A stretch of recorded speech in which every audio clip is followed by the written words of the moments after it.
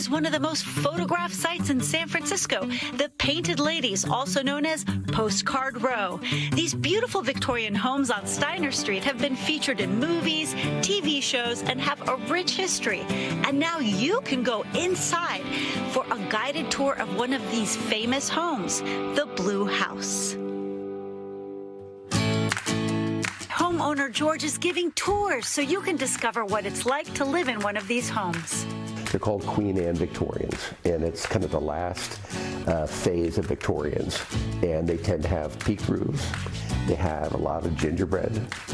Sometimes they have a corner tower, so like the one at the end has that. They're kind of the most ornate of the Victorians. The houses were built between 1892 and 1896. The Painted Lady name came in 1978 when there's an author called Michael Larson, and his wife, Elizabeth Pomada, wrote a book about San Francisco's Painted Ladies. And it's any house with 3 or more colors. And he just said that he and his wife decided Painted Ladies was a good name for an old house with a lot of makeup on like an old lady. So that's where they came up with the name.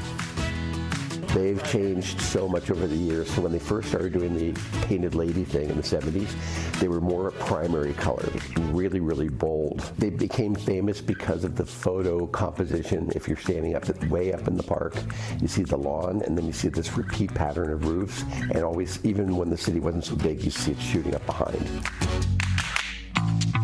The Painted Ladies have been featured in commercials and movies, and even in the opening credits of the hit television series Full House.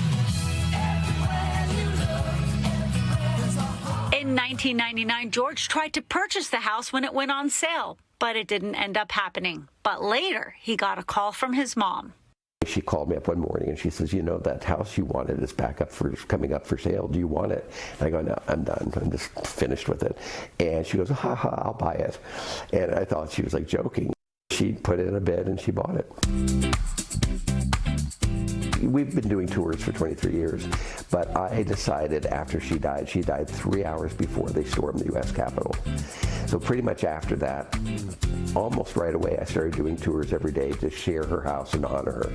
So that's why I do them. And what's it like living in one of the most famous houses in San Francisco? Every day when I'm walking my dogs in the park, I hear the same 5 things. I listen to the tourists talking. And the biggest one is that I feel so sorry for those people. They live in a goldfish bowl. As I showed you when you came in the door, it's so completely not like that. I hear that nobody lives in them.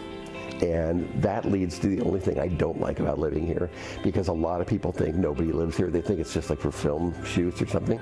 They just block my driveway. There's 2 words that describe the experience living here. One is a feeling of disconnect, and the other one is a feeling of magic. And honest to Pete, I'm not exaggerating. Usually by the end of my little tour that we do, people get an idea of the magic that happens here. Hi everybody, it's George at the Blue Painted Lady House Tour. We're here on Postcard Row this morning. It's a little chilly out, so come on.